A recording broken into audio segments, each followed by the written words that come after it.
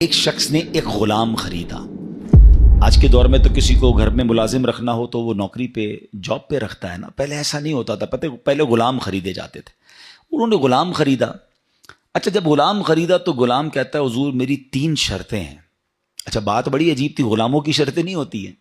آپ نے کہا اچھا تم بھی شرطیں لگاؤ گے، بتاؤ کیا شرطیں ہیں؟ تو کہتا ہے حضور پہلی شرط تو یہ ہے کہ آپ مجھے فرض نماز کے وقت منع نہیں کریں گے، نماز پڑھنے دیں گے۔ اچھا، وہ آقا بھی دیندار تھا، نیک آدمی تھا، کہتا ہے ٹھیک ہے مسلمان ہوں، نماز سے کیوں روکوں گا، اوکے۔ کہتا دوسری شرط یہ ہے کہ دن میں جو چاہے کام لے لیں، رات مجھے آپ چھوڑ دیں گے۔ کہا ٹھیک ہے مجھے کام دن میں لینا، میں بھی رات آرام کرتا ہوں، تم بھی رات آرام کرنا۔ کہتا تیسری شرط یہ ہے کہ آپ مجھے اپنے گھر میں کوئی بھی ایک الگ سے کمرہ دے دیں گے تاکہ میں سیپریٹ رہوں۔ تو کہا ٹھیک ہے، میں نے بھی یہ سوچا تھا گھر میں بہت سارے کمرے ہیں، غلام کا کمرہ ہوتا ہے تو میں کمرہ دے دوں گا۔ شرطیں کوئی مشکل تھی نہیں، آقا نے ایکسیپٹ کر لی۔ غلام گھر پر آیا، بڑا محنتی غلام تھا، دن میں کام کرتا، رات اپنے کمرے میں چلا جاتا۔ ایک دن آقا چلتے چلتے اس کے کمرے کے پاس سے جب گزرا تو دیکھا عجیب منظر ہے، کمرے کی چھت کھلی ہوئی ہے، آسمان سے نور برس رہا ہے، غلام سجدے میں ہے، اللہ کی عبادت کر رہا ہے اور اللہ کو رو رو کر یہ عرض کر رہا ہے کہ میرے مولا میں غلام ہوں، دن میں میری ڈیوٹیز ہیں، اگر یہ کام نہ ہوتا تو میں دن بھی تیری عبادت کرتا، رات بھی تیری عبادت کرتا۔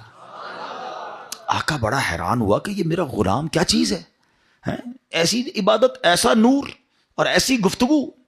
اگلی رات ہوئی تو اپنی بیوی کو لیا کہ چلو میں تمہیں ایک منظر دکھاتا ہوں۔ اپنی زوجہ کو لے کر غلام کے کمرے کے پاس گیا، پھر وہی منظر، چھت کھلی ہوئی ہے، آسمان سے نور برس رہا ہے، غلام سجدے میں وہ ہے اور اللہ سے باتیں ہیں، بڑی کیفیت۔ جب یہ منظر دیکھا تو وہ میاں بیوی بھی آنسو بہانے لگے، وہ بھی رونے لگے کہ یہ کیسا غلام ہے۔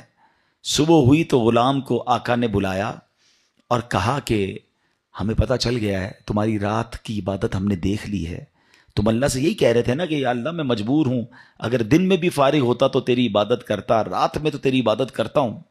تو ہم میاں بیوی نے فیصلہ کیا ہے کہ آج کے بعد تم آزاد ہو، جاؤ دن میں بھی عبادت کرو، رات میں بھی اللہ کی عبادت کرو۔ اچھا، ہماری جگہ کوئی ہوتا تو بڑا خوش ہو جاتا کہ چلو یار انعام مل گیا، غلام کو آزاد ہونا بڑی نعمت تھی۔ مگر وہ غلام دراصل وہ آقا بننے کے قابل تھا، وہی آقا تھا، وہ بڑا کمال کا بندہ تھا۔